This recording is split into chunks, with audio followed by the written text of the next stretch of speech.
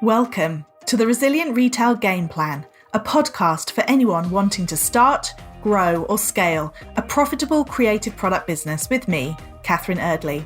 The Resilient Retail Game Plan is a podcast dedicated to one thing, breaking down the concepts and tools that I've gathered from 20 years in the retail industry and showing you how you can use them in your business. This is the real nuts and bolts of running a successful product business, broken down in an easy, accessible way. This is not a podcast about learning how to make your business look good. It's the tools and techniques that will make you and your business feel good. Confidently plan, launch and manage your products, and feel in control of your sales numbers and cash flow to help you build a resilient retail business.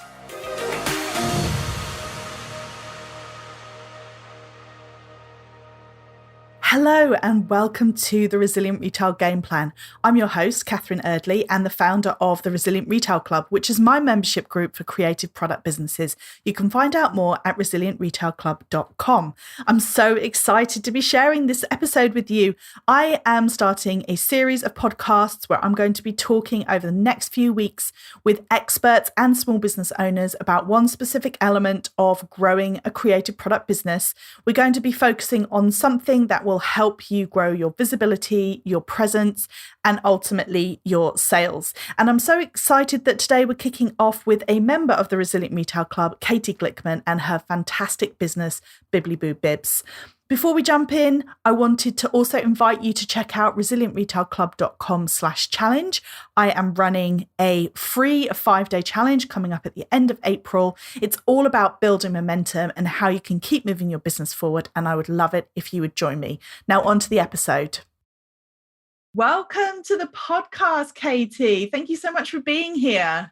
Thank you for inviting me. I'm really excited to be here. I'm really excited to have you. As I said, this is my very first interview podcast, so you are the guinea pig, I'm afraid, but hopefully it'll all go smoothly. Let's start off with an introduction. Do you want to just tell us a little bit about you and about your business?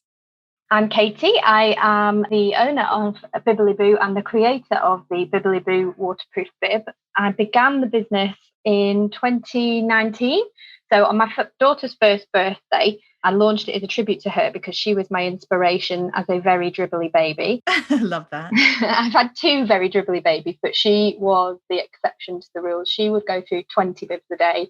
We had 60 bibs on rotation on the radiator. And basically, I'd had enough of constantly washing and changing wet clothes. So wow.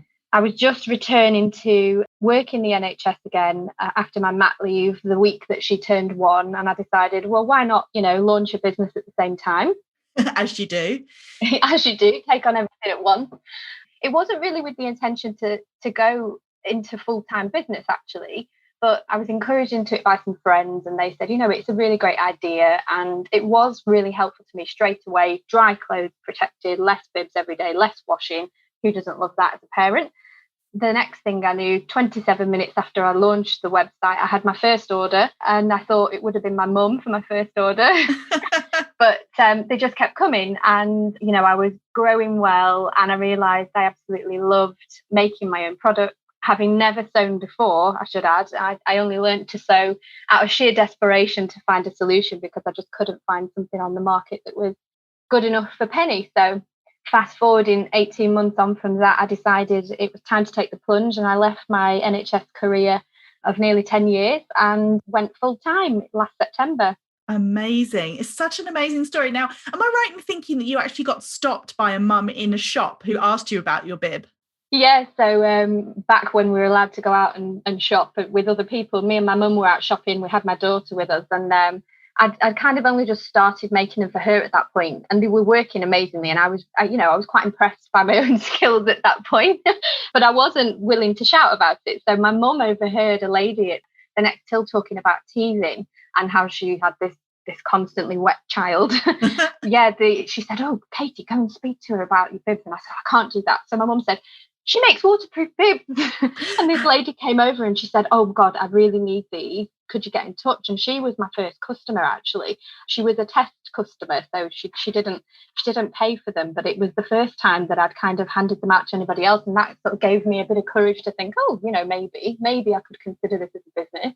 And so it was just out shopping. Amazing. I love that. Thank goodness for your mum. Thank goodness for mums giving us that push, huh? I know. Well, she bought me my first sewing machine as well. So Oh. without her, it definitely wouldn't be a business now. What I really love about that story is that I often talk about this idea of the best sales strategy is having a great product strategy. And I think that for me, your business really encapsulates that, because it was a question of you created something that was so good that strangers in shops were saying, where can I get this? I need to have it. And I feel like that's when you know you're onto a really good product idea. I think that's exactly it, because, you know, I could have easily just made another bib that was the same and it could have looked pretty and that would have been great. But it had to meet all the other functions. So, and I thought, if I'm going to the effort to learn to sew, it needs to be waterproof, prevent the dribble rashes, it needs to last all day, be made from materials that are eco-tech, so free from all the harmful chemicals. And I ticked all those boxes and made sure it would also grow with babies as well, because it needed to be something innovative. And it really did make a difference. And it's the simple things, I think, when you're parenting, that can make a big difference to your day. Yes. You know, you take a lot of effort into picking beautiful outfits, and then to have to either cover them up with something unattractive or have to keep swapping them and mixing and matching them. It's a bit disheartening, isn't it? Oh gosh, yes. Yes. I mean, mine are 13 and 10 now, so I'm a little bit away from that stage, but it's, I wish you'd been around then. I hear that so often as well. And I wish I'd made them for my first child, my son, because, you know, it didn't occur to me then as first-time parent to start doing other things on my mat leave. You know, second time round, I think I just thought I could take on the world and do everything at once. And I'm glad I did try, because obviously it's led me to here now. So it's great. And also, you know, just hats off to you as well, working in the NHS last year of all times and managing to move the business forward. So always so inspiring to me when I hear club members, the stories of their businesses and everything that they do. It was definitely a challenge. I think obviously the stresses and strains of the NHS for me last year before I left, it was a tough time.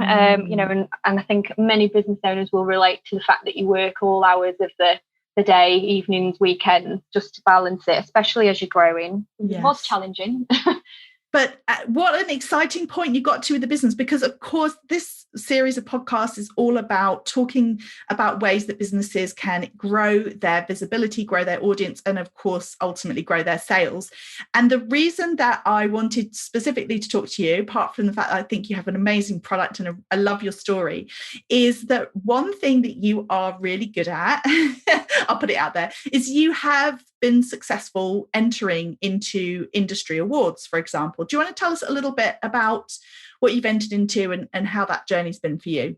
Yeah, so when I did start the business, I always like to set myself goals. I think it's good to work to goals. And then my big one was to get an award. And it was to kind of prove to myself and everybody else why it's not just a bib, and to make, you know, customers aware of why it's worth the investment. Yeah. So I set out to kind of research all the different awards, and soon discovered within the baby industry there's a few of the big names out there to go for. So I looked up all the dates, started to apply. First year that I applied, I was only a few months into the business and didn't get shortlisted. But that was no surprise, but it was great practice. When the next year, you know, the rounds came up, I started to apply. But in the meantime, I suddenly just got nudged by another business owner, and they said, "Oh, have you seen there's an editor for the Independent Online is looking for products to trial for a Best Bibs award for the Indie Best Buy." Perfect. So that's interesting. I hadn't heard of it at that point. So I contacted her, sent her a sample over. And then about a month later, I just got an email saying, "Oh, here you are, you've been featured in the Best Buy list." So I was like, oh my gosh, this is such a surprise. I didn't even know anything was coming of this. I opened it up and I'd won. I hadn't anticipated winning. I thought it's amazing to be featured. And I hadn't realised at first. So even though the big logo was next to my name and it was, you know, amazing, at the top of the list. So Indie Best Buy for preventing dribble rashes, that was March 2020. Very quickly after that, I started to see traffic increasing to the website, and it just grew and grew. And even until, you know, now 12 months on, I get regular sales coming through from that award because it had a click-through link. So it was great for me. And then after that, I won the Love by Parents Gold Award for Best Innovative Baby Care Product in July last year. which was amazing because Love by Parents is a huge awards body. And then quickly followed in October by the Project Baby Magazine Awards. I won a silver for Best Teething Product. And then in November, the Mother and Baby Awards, Bronze Award for Best Teething Product. So wow, a vast succession of awards that I knew it was really important to be applying for awards in my industry, because the research shows that around 90% of first-time parents will buy their products based on what's recommended on the awards list. So it's really important featured on there, because I did it. I went looking both pregnancies, what's new, what's special, and because as well the awards are judged by other parents and the voting is all through other parents. You trust other parents, and you know it's not just the director of a company saying our products are brilliant. You know it's actually good. So that's kind of been where I'm up to at the moment. I'm also shortlisted for an award which I'm just waiting to find out the results for in the next month. That's the Made for Mums Award. Amazing. And I've just applied for another 3 for the coming year. So I love this. And it's so interesting. I love that statistic. It's really incredible. 90% of parents. I can believe it. Yeah, because anytime you're in a situation where you have a real vested interest in getting the very best product for your baby, and you have this real knowledge gap, right? Exactly. Especially as a first-time parent, you're like, I have no idea. So you do turn to this authority, and these awards that you're talking about, as you said, specifically parents who are judging them, then it's like social proof on steroids. It's like, 1 million reviews basically saying this is brilliant. It is. And, we all appreciate a testimonial for a good product. And when we are a first-time parent, we love to hear from our friends and family about recommendations. And it works on the same level, in my opinion. If you've got awards recommended by other mums, you just know straight away it's a good product. So right. Yes. It's crucial, I think, to keep on that radar as well, which is why I've applied again this year, because as you go through business, you make tweaks to products. I'm always looking for ways to improve it. So this year I've changed the core of the bib, so it's now made with natural fibres of bamboo, so it's slimmer and that eco-conscious element to it as well, being biodegradable is another good feature, I think. So it's another reason to be kind of applying for the awards and promoting that. So fingers crossed for this year as well.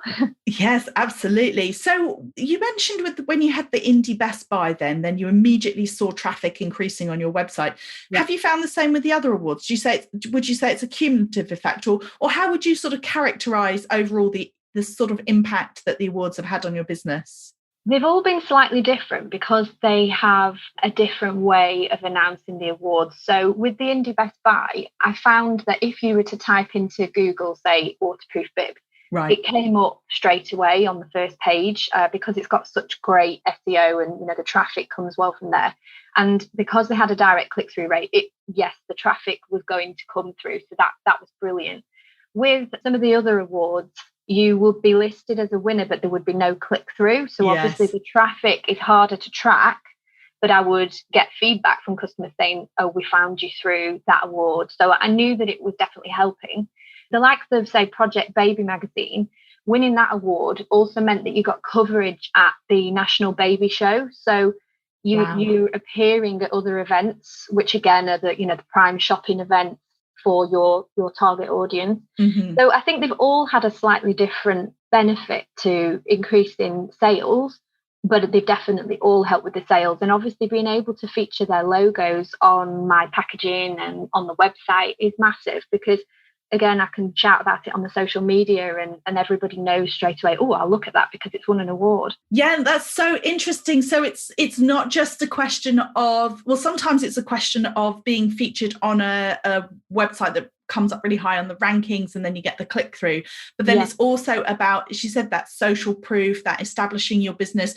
And do you find that it opens other doors for you? So if you're talking to other businesses about your bibs, that the fact that you can say it's a multi-award winning product, does that sort of ease the way? It's definitely helped, because since I got the awards, I've also started wholesaling. So it's meant that I've been able to work with other businesses who want to stock me. It's also meant that I've been able to apply to some of the bigger baby shows because they know it's a quality, prestigious product. Yeah. And they've been really keen to support me at the event because, it's great for them to shout about award-winning products as well. So then you get better coverage when they're advertising the event too. So it's definitely opened doors, even, on social media, doing partnership collaborations for giveaways and opportunities to kind of promote businesses together. It definitely helped. Yeah, I can totally see that. And if someone's listening to this podcast and they're thinking, wow, this sounds amazing, because it does, the way when you realize the extent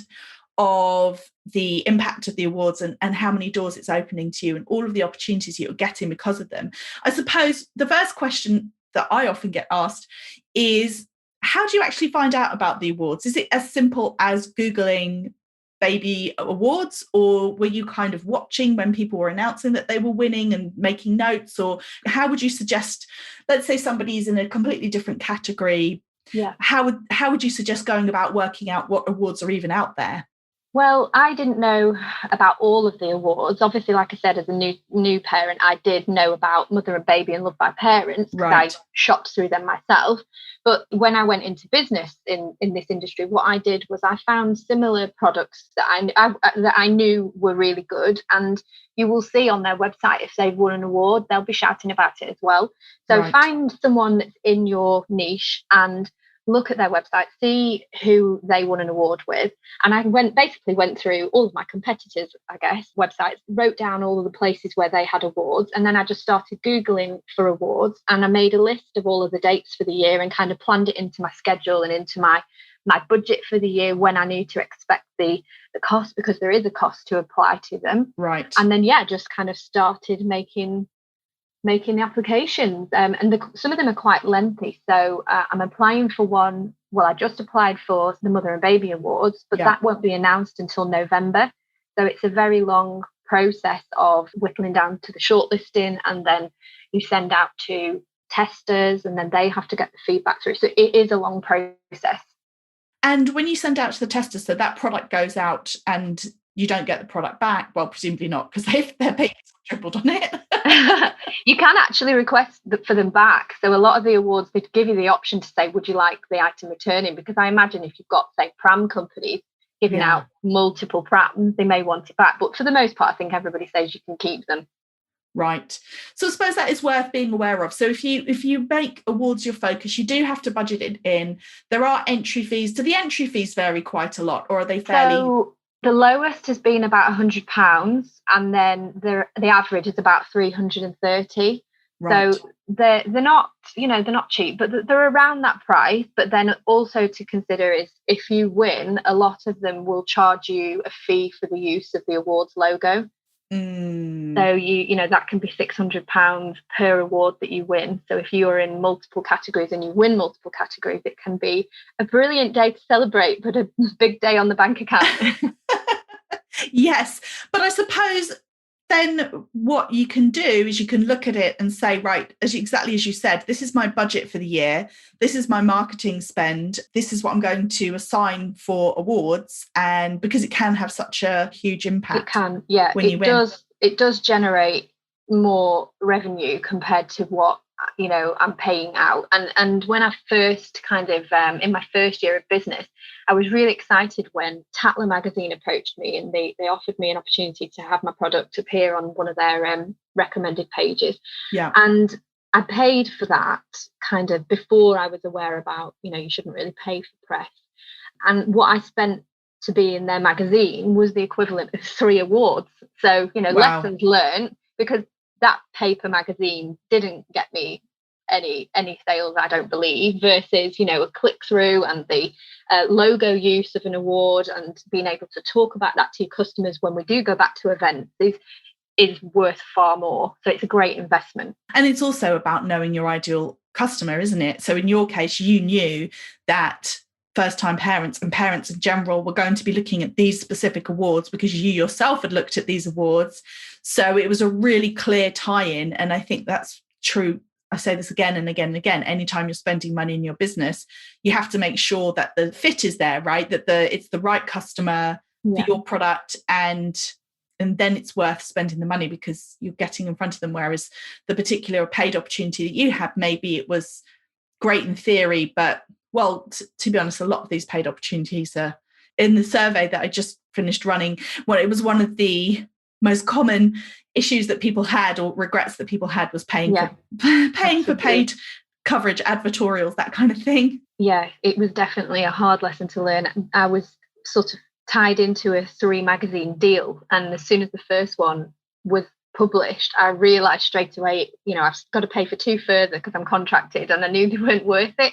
But then I looked into other opportunities through, I work with PR Dispatch to learn how to do my own press pitches, and that was a much better investment again. So one more question about the awards, because it's such incredible information. Thank you so much for sharing it. And I think that it's really interesting what you're saying about doing that research, keeping an eye out, and actually it can take a while, can't it? Because they only run once a year. So sometimes I see an award and I'm like, oh, it literally just closed. Or if somebody's announcing that they've just won an award, that means that you're probably a year out from the cycle starting again. So you kind of have to get it in your calendar for the next year. So it is a little bit of a longer process. But I wondered if you had any tips for people who maybe were looking at their award entry form, because some of them, as you said, can be quite lengthy as well to fill out.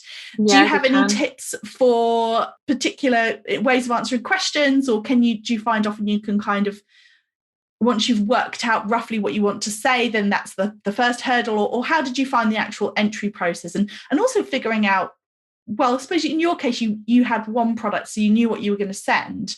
Did you kind of agonize at any point about which design you should send or anything like that, or was it all fairly straightforward? Well, I think the first thing I always do is I don't have a copy text that I type in for each of the awards. I write them fresh and from the heart every time. I always write it as if I'm talking to a parent about it. So the same as I would talk to them at a show, parent to parent, because most of the awards bodies, if they're not parents themselves, they're working with parents closely. And I think they want to know why that product is important for them and how it's going to help them. Mm-hmm. It's all right kind of pointing out the features, but really highlighting why that makes a difference. And then each time I've kind of focused on obviously all the key points, but I've made them aware of any changes or updates, and it wasn't shortlisted. I think it was just perhaps that I wasn't as confident about shouting about why it was really special. So just really sell it, really explain why it's different, because they may get 50 bib submissions, but they've got to know why yours is different. And then when it came to choosing which product I was going to send, you don't know if you're going to get a boy or a girl baby tester, so you don't know whether, because my patterns are all quite contemporary styling, so it's choosing something that you think everybody would be happy with. So I've gone for more neutral patterns, and so I've carefully chosen that. And then so it's just about picking something that you think everybody's going to like, which is difficult, obviously. Yes, trying to read the tester's mind. But no, I love that what you said about writing it fresh and from the heart every time, and that's so interesting. I hadn't thought about that. But when you're writing the information, because the testers will presumably see what you've written, not just the shortlisters, right? It'll actually get passed on. Some of the awards, you're asked to include a pack with the product. Some of them, they specifically say include nothing other than one item. With that, I think they do get given the information that you write in advance. So that's why I think it's really key that you write it as if you're talking to the mum or the dad. And then the ones where you send a pack, you get the opportunity to kind of put some information in about yourself. So I always make it really clear. Hi, I'm Katie. I'm a real person. I'm a small business. I made your product, so that they know straight away, oh, wow, this is a small business. And especially over this last year, everybody's really keen on supporting small businesses. Yes. They want to shop local. And I definitely don't think that harms my application, because they want to know where it's coming from. And then I'll put in all the information about that specific product to them, and, why I've chosen it for them, and just make it a bit more emotive, a bit more personal. Excellent advice. Thank you so much. So in a nutshell then, do your research, plan and budget for it, because it's not, it doesn't come for free, right from the heart. Think about who's going to be testing the product, and be human. Tell them that it's okay. You can share. It's a small business. Yeah, absolutely. I used to be so frightened of doing that at the beginning. I wanted to put on almost a corporate image, especially having come from the NHS. I was thinking, we are one person. I used to say we and not I. And then actually I've realised as I've gone along, people want to hear the story about your business and about you. And I, I have such loyal customers who shop with me because they love the products, but because they love to support my business and me in particular. So definitely talk about that. Definitely. Fantastic. Well, thank you so much, Katie. This has been really, really interesting. I've loved hearing about it, and I'm sure everyone listening has really enjoyed it too. So do you want to just tell us in a nutshell what's next for Bibbily Boo and where can we find you? I'm always one for setting goals, keep working for big goals. So the business has grown massively over this last year. So I want to keep pushing that, apply for all these other awards, hopefully get a belt. I'm looking to now grow a team. I'm currently in the process of building a bigger unit to work from within my house. So expanding in size. I've launched a few different products this last few months. I'm going to be focusing on kind of pushing those a little bit more as well. And the kind of things that I think sit nicely with the Bibs, waterproof products still, or matching clothing so you can make beautiful outfits. So yeah, just kind of moving forwards with a bigger team would be the big goal. Sounds like a really exciting time. It is exciting, yeah, and I really love it, and I'm so glad that I took the decision to go full time. It's the best fit for me. You go through your life thinking, what am I going to do when I grow up? And this wasn't what I expected to do. Thought I was going to be a psychologist or a vet, but there's nothing that brings me more joy now than working on my own products and hearing such lovely feedback from my customers. So you can find me at bibblyboo.co.uk or on Instagram at bibblyboo.bib and Facebook at bibblyboo. And do you want to just spell Bibbily Boo for everybody? Yeah, so it's BIBBILY Boo. B-double-O. And thank you, I'm sure, as well, from all of the grateful parents whose children don't have dribble rashes anymore. Yes. And yeah, I love that. I love hearing the stories when people say, I'm so glad the dribble rashes have gone. It's great to hear. Thank you so much for tuning in. I hope you enjoyed that as much as I did. Why not pop over to Instagram at Resilient Retail Club and tell me, what did you take away from today's episode? Are you planning on entering any awards? Which ones are you going to be going for? Do take a moment, if you have a second, to rate and review the podcast. It makes such a big difference. And of course, if you subscribe, then you will be the first to hear about the newest episodes. And just finally, don't forget to go check out resilientretailclub.com/challenge for an opportunity to join me in my free 5-day Momentum Builder Challenge coming up soon.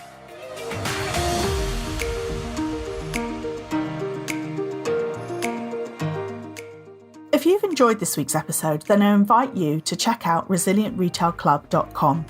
The Resilient Retail Club is the membership for anyone wanting to start, grow, or scale a profitable product business. No more trawling Google trying to find the answers to your questions or wading through general business advice that speaks mainly to service-based businesses. Whether you're still at the idea stage or you've been going for a while but want to get more focused and organised when it comes to your business, the Resilient Retail Club is the place for you. With a library of courses tailored to creative product businesses, several live sessions a month, and a supportive and active community, the Resilient Retail Club is the perfect membership to help you hit your goals faster. Check it out at resilientretailclub.com.